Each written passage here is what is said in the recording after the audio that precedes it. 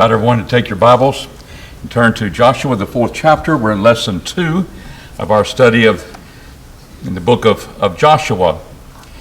And in this particular section, we find them crossing the Jordan River and the events that happened surrounding that event before they go into Jericho. And then, of course, chapter 6, which is also part of lesson 2, is dealing with the Jericho and how the walls fell down. So this is an important part of their history. They've been wandering in the wilderness from what we've studied in the book of Numbers, 38 years. Add the 2, in which Numbers begins with. You'd have the 40 years in which they wandered in the wilderness. And now they're getting ready to cross over the Jordan into the promised land. And we'll see what happens then after that takes place. So if you tune your minds to this, we'll look at these questions as we go through this lesson. But they're in the foyer, they're online, and you can download them so you can be prepared ahead of time if you miss one in the foyer. What purpose is given when we come to chapter 4 for the choosing of the 12 men in chapter 3? Notice in chapter 3 and verse 12, we just have this statement. Verse 11 says, "Behold, the ark of the covenant of the Lord of all the earth passeth over before you in the Jordan. Now, therefore take you 12 men out of the tribes of Israel, for every tribe a man. And it shall come to pass when the soles of the feet of the priests that bear the ark of Jehovah, the Lord of all the earth, shall rest in the waters of the Jordan, that the waters of the Jordan shall be cut off, even the waters that come down from above, and they shall stand in one heap. And it came to pass when the people removed from their tents, they start going across there." Well, hey, what about these 12 men? Chapter 4 tells us. So what is the purpose in chapter 4 of choosing those 12 men? One from every tribe. That's right. And where were they to collect them? From the bottom of the riverbed, right? Which has been flooding, which is also something we'll look at. But take those 12 stones. And how were they to carry them? Just kind of like, on the shoulder. What a man. What a representative of your tribe. To take that and take it and put it in the camp where you're going to be dwelling. And that was for pretty good piece away, because that's going to be Gilgal. And they would take it there. And that was indeed going to be something very important that we'll look at. So in verses 2 through 5, we see that taking place. So when Joshua called the 12 men, when he had prepared of the children of Israel, but at every man in every tribe a man, so Joshua said unto them, "Pass before the ark of Jehovah." Notice the ark of the covenant, then borne by the priests, and they're standing in the midst, might be the middle of the dry bed, Jordan River, when they pass over. But they were to go before the ark. No, I'm not going to get ahead of the ark. That's the presence of God. They get before the ark, and they're going to pick up these stones. And he says, "And your God into the midst of the Jordan, and take you up every man of you a stone upon his shoulder, according unto the number of the tribes of the children of Israel, and that it's going to be a sign unto them." So question number 2. What was the memorial set up across the Jordan River commemorating?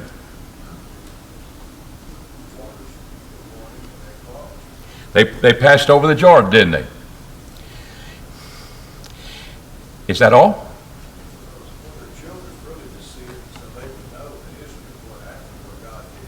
Okay. No, I'm trying to get something else. That's true, but you'll notice way over here in chapter 4 in verse 22, when he picks up on that concept. He spake unto the children of Israel, verse 21, saying, "When your children shall ask their fathers in time to time, saying, What means these stones? What do they mean? Then you shall let your children know, saying, Israel came over on the Jordan." How? That's the point. Dry land. No way. The Jordan River is flooding. No, you'll come over on dry land. And you'll remember that. And you know what? These 12 stones, they came out of that riverbed. There was all of it working together that I think showing the miraculous part of this that he wanted the people to understand. So yes, they're going across the Jordan River, but the point was a memorial that the children will learn that and understand that. And what I think is interesting here, and you just see it when you go through life, and you begin to realize, well, how come you want to emphasize the children all the time? Well, what's the reason for that? How quick does it take for people to forget the things that God did in Egypt and so forth? When Joshua lived, fine, but after that, a generation will find that the people are turning away from God. Each generation needs to know things that show that we're the people of God. This is why we do this. This is the teaching that God would have us to do. That doesn't change. And I just think, well, you're so interested about the young people. Why don't you interested in old people? Well, you're interested in all the people. But how quick does a generation come and a generation go? Got any ideas? Is it pretty quick? Yeah, it's just our congregation. It's pretty quick. In life, it's pretty quick. And you say, well, we got that nailed down here. No, that's enough. I know a preacher I stayed with one time. He's an older preacher, and he was a very good preacher. But his wife was trying to tell him, you need to preach that sermon again. I preached it 20 years ago. He's not going to do another one like that. And for all the people here, they would remember that 128. You're repeating your sermons, preacher. Then you don't want to do that.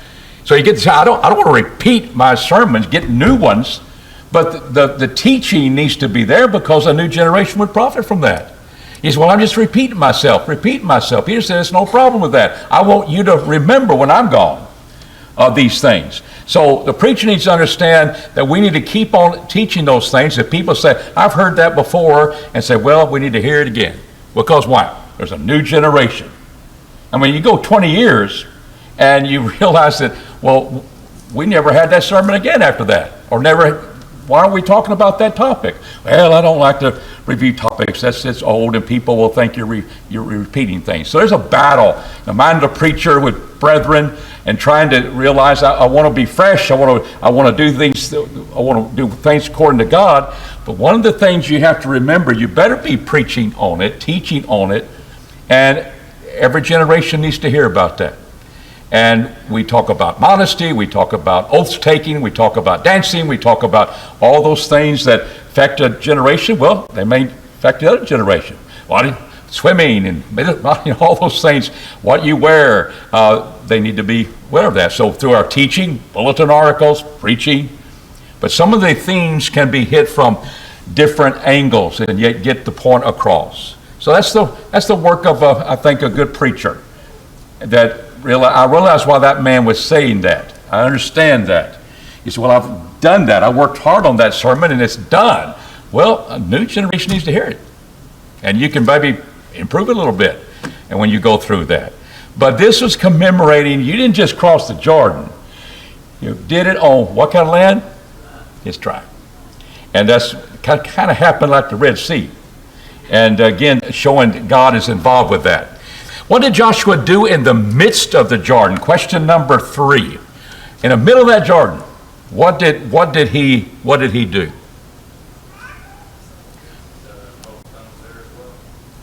That's right. What verse 8? Chapter 5. And it came to pass when they had done, excuse me, I didn't mean to do that there. I'm chapter 4. Verse 8. What I wrote down is, let me read that. And the children of Israel did as Joshua commanded, and took up the 12 stones out of the midst of the Jordan. And Jehovah spake unto Joshua according to the number of the tribe of the children of Israel.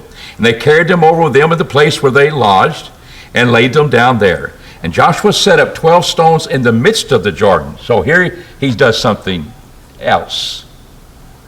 That's not the same 12 stones. They're going to remember that there, but also he set 12 stones in the midst of the Jordan, in the place where the feet of the priests that bear the ark of the covenant stood, and they are there unto this day, when Joshua's book is recorded and written. So That's why they went before the Ark of the Covenant. It's not disrespecting the presence of the Lord, and He's our leader, and I need to follow the Ark of the Covenant. That's the way it usually happens. Let Him go in the presence and fight the enemy. Our Ark of the Covenant is here. They went before that because their feet standing there. And they got the stones there, and they wanted to make that point there. And for the priests that bear the ark stood in the midst of the Jordan until everyone was finished, that Jehovah commanded Joshua to speak unto the people according to all that Moses commanded Joshua. And the people hasted and passed over. They went fast. Remember, there's where the waters are heaped up is between 16 and 22 miles north of where they went over, passed over. So there's a lot of space there in which the people of Israel could go over. And of course, here's following the presence of the Ark of the Covenant, but they're walking on dry land. And they got over hastily. Very, very quickly they did that. So there's the two sets of 12 stones. Not the same stones, but two sets of that in which they are setting forth memorable points, and those are the ones that are there after he set them there and the waters came back. And we'll see how that works. What happened when the priests carrying the Ark of the Covenant were ordered to come up out of the Jordan? What happens then when they come up out of the Jordan? Verse 17 and 18.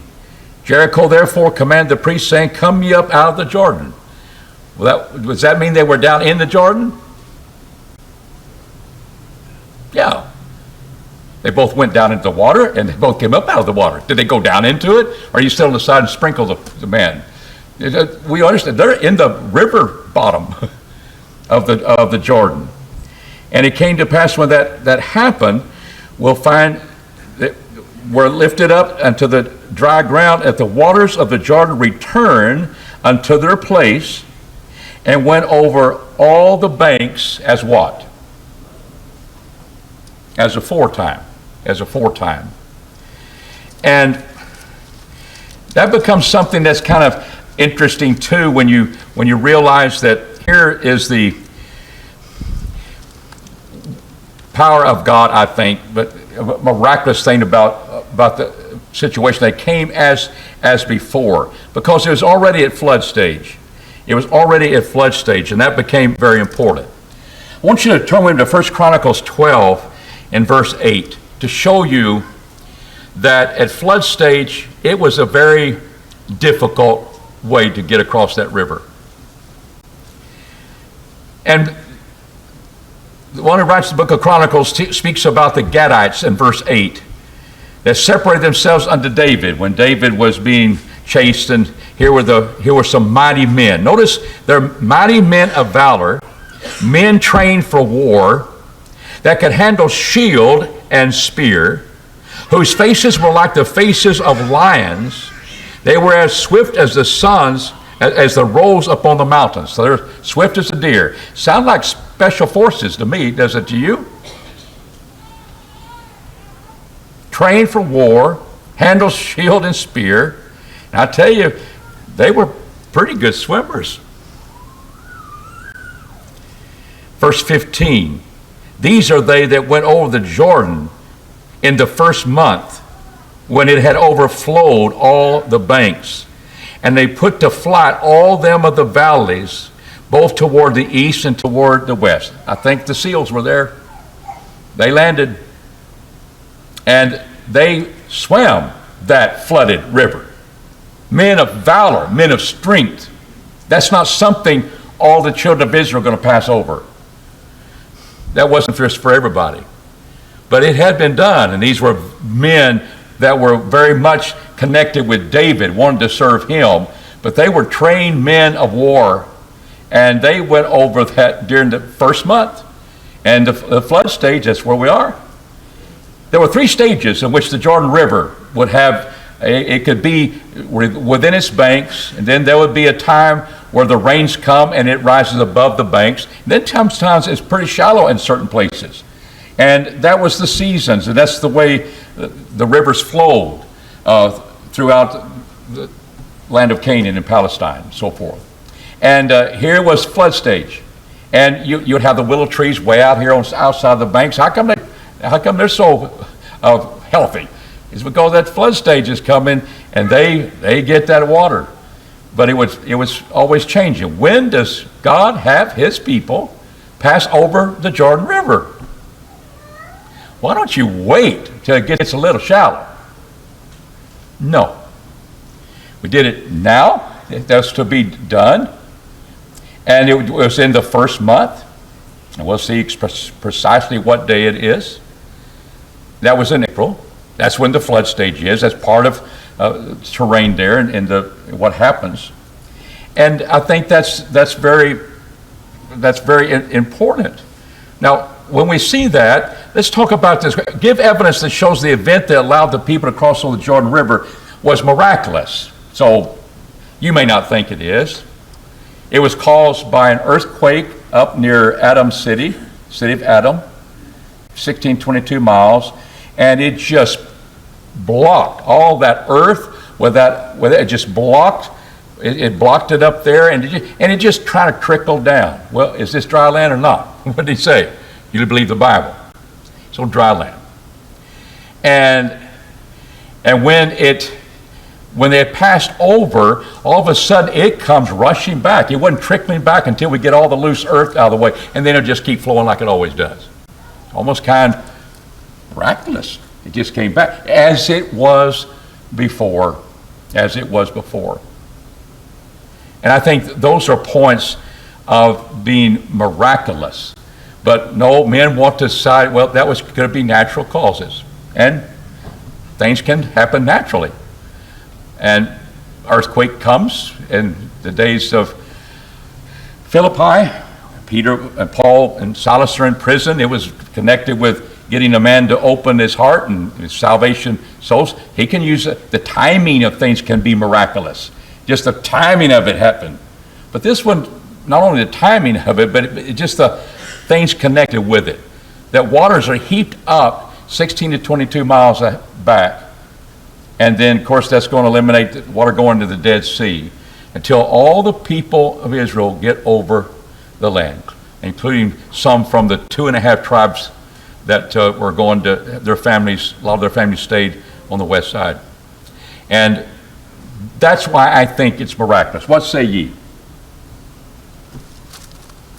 One commentator says that once the ark was in the Jordan and the people were coming down, they had to be 2,000 cubits away from it. They couldn't be right up next to it. But because of the terrain going down to the Jordan, they could see it out in the middle of the river and they passed around. That's right. That was important. And that to me says that they knew the presence of God was there. That was the symbolism of the ark being holy of holies. And they weren't having to float out there in the middle, were they? Right. So Okay. it was a very visual thing for them. And the idea of taking the stones, making sure we'll put them over there, and then we're going to go place others there here, and then let the flood come back. I just think all of those point. Do you have to? Do you need to believe in miracles in the Bible? What would make a big deal is it important that we believe miracles? Did they happen? And well, they don't happen today. We look at our day, and so we don't think, well, it's try to eliminate all the miracles. It's interesting, some of the commentators, every miracle Jesus did, they try to make it a natural event that happened. Kind of hard to do that when you're walking on the water, so forth, in the Sea of Galilee, that sort of thing. But that's what people tend to do. So how can we say, yeah, it's miraculous. The things that God did in the Old Testament, the signs. Many other signs did Jesus do in the presence of his disciples, but these are written that we might believe, right? Might believe who he is. He's indeed sent from God, he's spokesman of God, and what he says is from God. Therefore, miracles were done. John the Baptist didn't do any miracles. He did none. But he was the light, and that he was the voice bringing forth the coming of the light. And so it has a way of confirming the messenger. But as we see in 1 Corinthians 13, these miraculous things like the speaking in tongues, those things are going to cease when the Word of God is perfected, when that which is perfect. Not talking about Jesus being sinless comes back again. It's the Word being completed. Some had this knowledge, some had that knowledge, then it's going to be made complete. Then these miraculous things will be done away. But when we look at the Old Testament, look at the New Testament, God did miracles. I mean, he did signs with Pharaoh to show you, hey, I'm in charge. You may duplicate some of this, but you can't duplicate this. And to get them to realize that indeed God was behind them coming out of captivity. And I think this is one of those events. Any other thoughts? Yes, sir.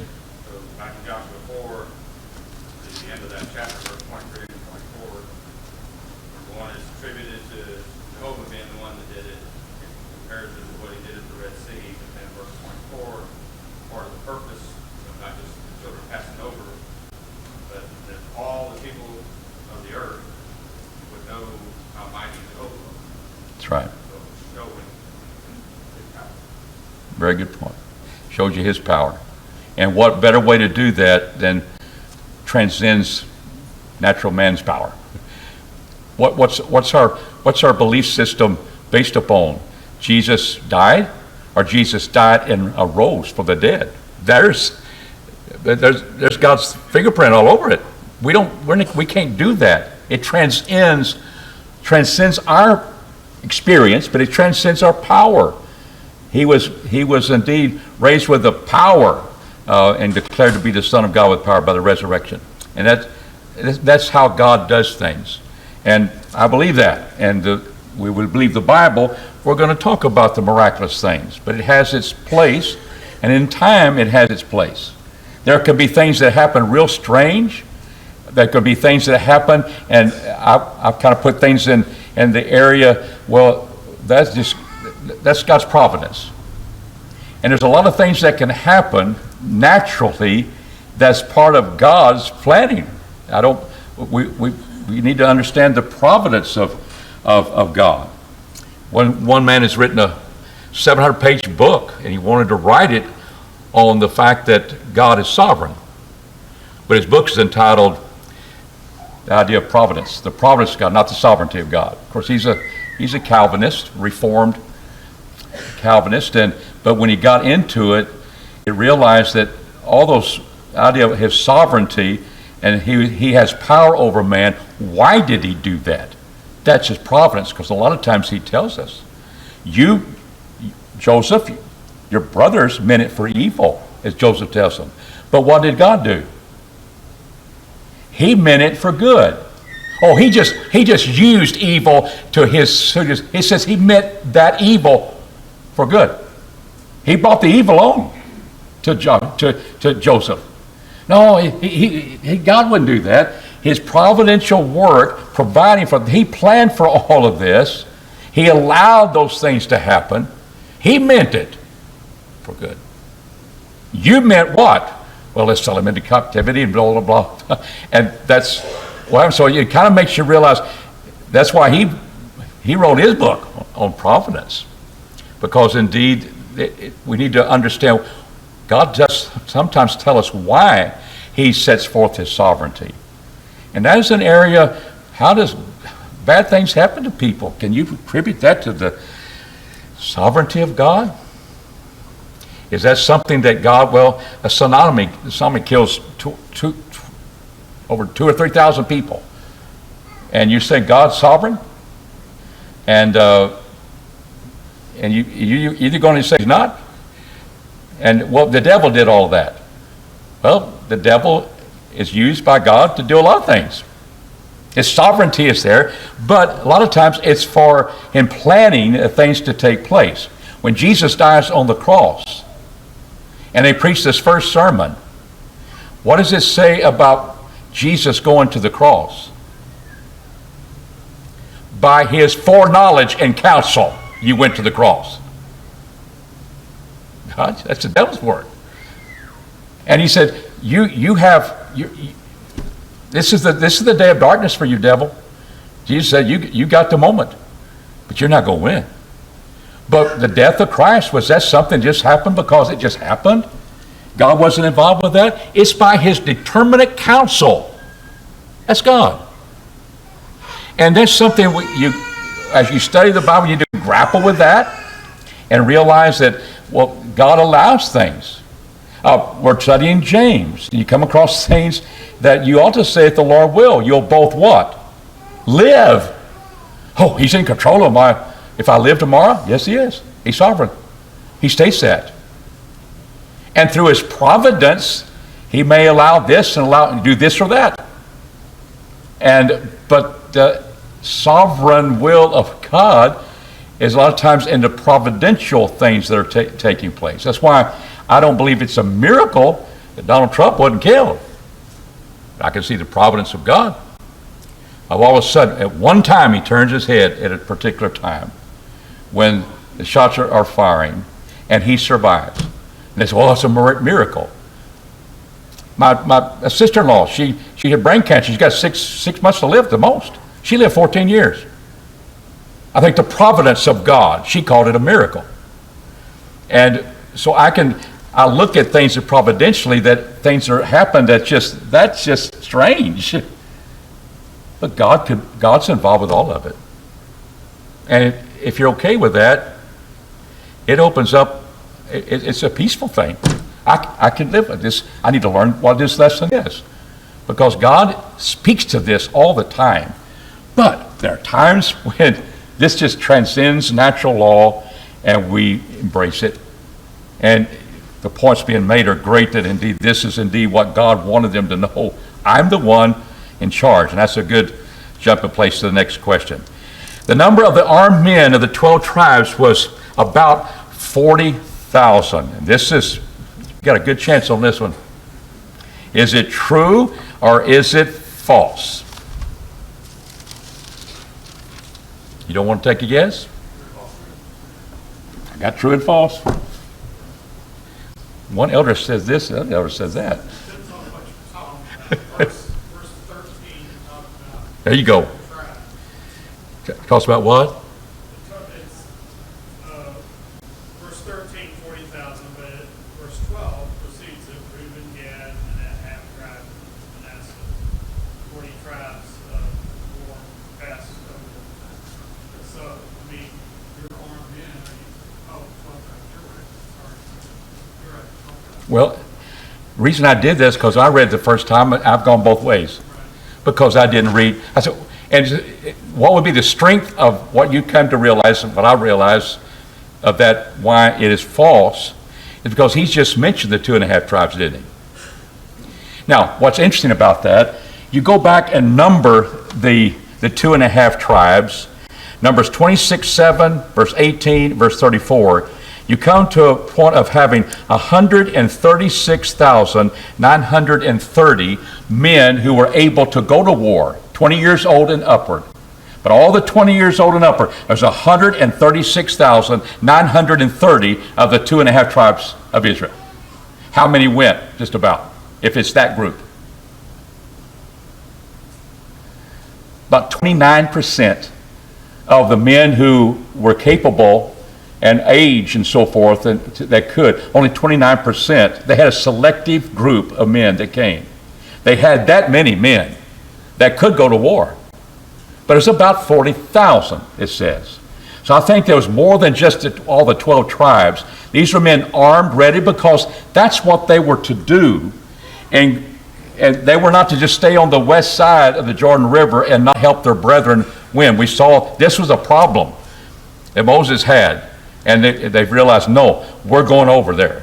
But they had a select group. So that's about 1/3 of the men that were eligible went into war.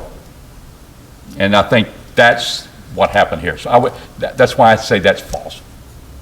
And you say, well, that's trickery. But it's an opportunity to learn. Yes. Chapter 1, verse 14, these 2.5 tribes were commanded to go over before their brethren. Right. And so it just says, here we go, and they are emphasized there. And but are they the 12 tribes of Israel? They are of 12 tribes, but it's not the 12 tribes, is it? So that was the kicker there. True, false questions are tricky, I know. Question 7. Here's the time frame. The people came up out of the Jordan on what day? Of the blank month. 10th day of the first month. We said, what, verse 19? The people came up out of the Jordan on the 10th day of the first month and encamped in Gilgal. That's what they did. And so that was the first month. What else takes place on the first month and the 10th day that God had commanded Israel to always remember? It's the Passover. And you're going to find that they took the Passover, but it wasn't on that day. We'll find it was on the 14th day, chapter 5 and verse 10.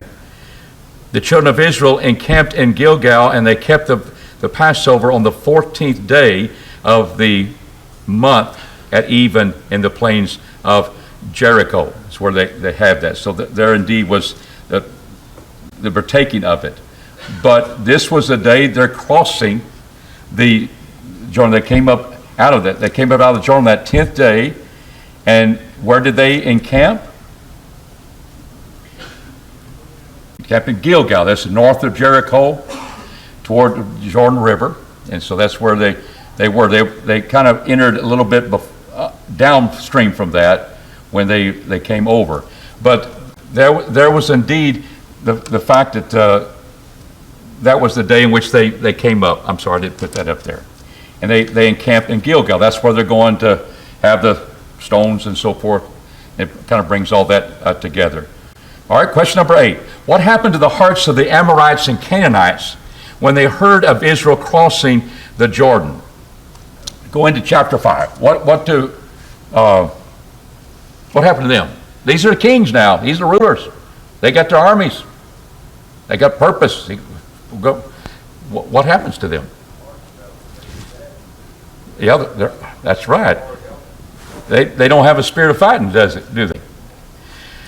Came to pass when all the kings of the Amorites that were beyond the Jordan westward, so anything beyond the Jordan westward, that's kind of what they're saying, and all the kings of the Canaanites that were by the sea heard how that Jehovah had dried up the waters of the Jordan. So he dried them up and dried before the children of Israel until they were passed over, that their heart melted.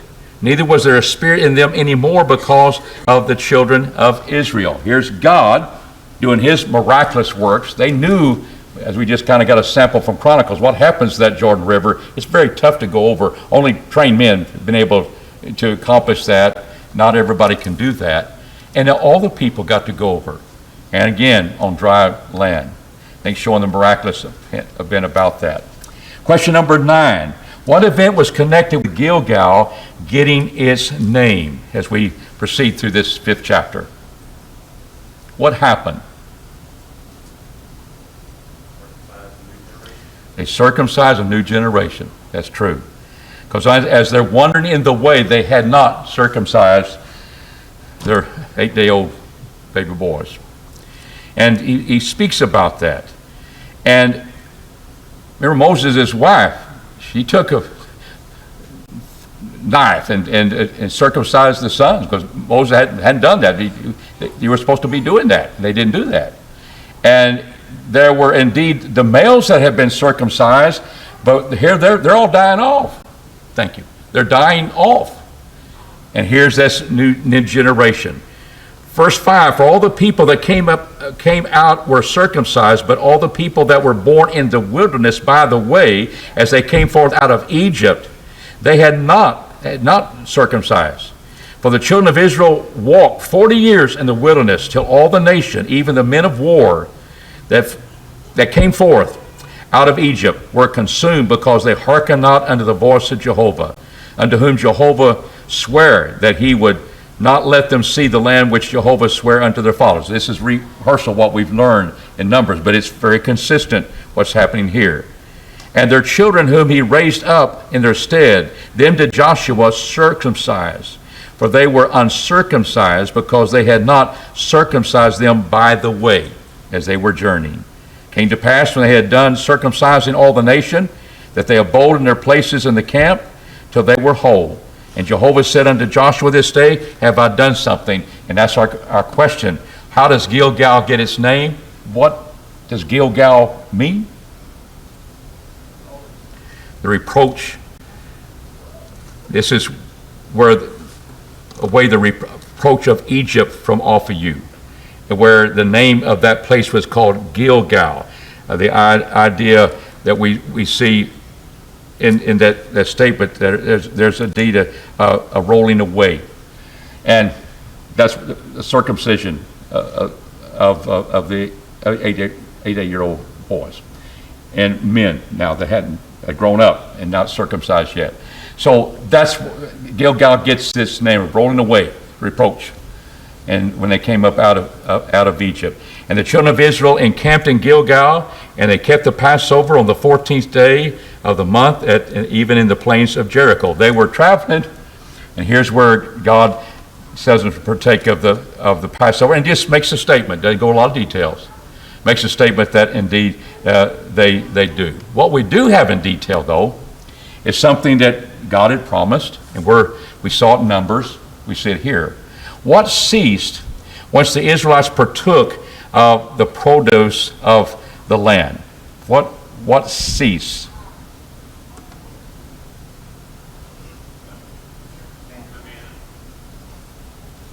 Okay, and I was looking at next one here. It doesn't make sense to me either. They did either produce the land in verse 11. And on the morrow after the Passover, unleavened cakes and parched grain in the selfsame day. So it's the day after they do that. And manna ceased on the morrow after they eaten the produce.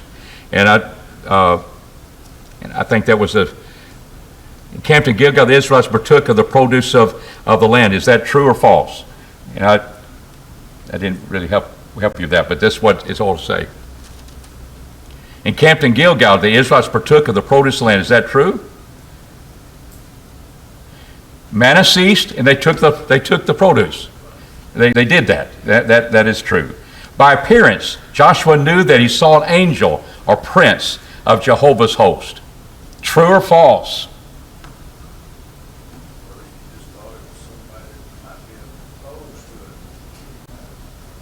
You don't think he knew? He sure did worship somebody.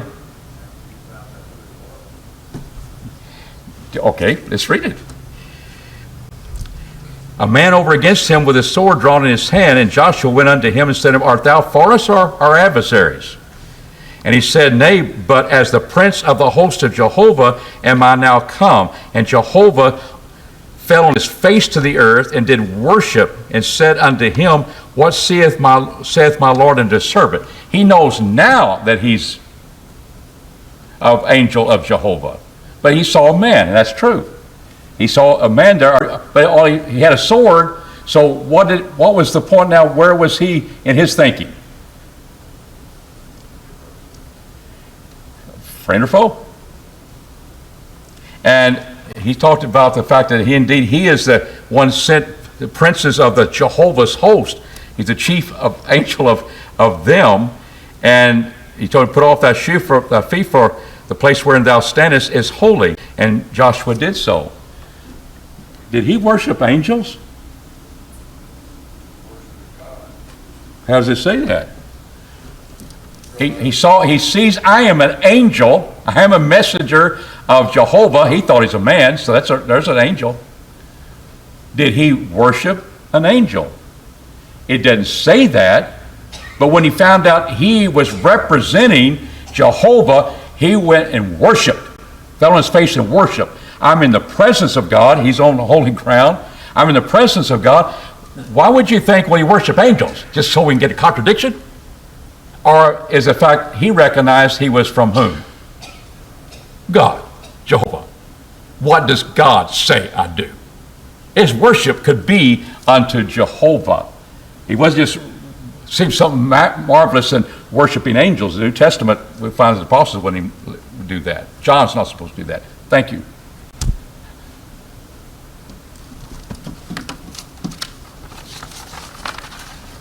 Okay, we'll stop there, and we'll start next time. Thank you.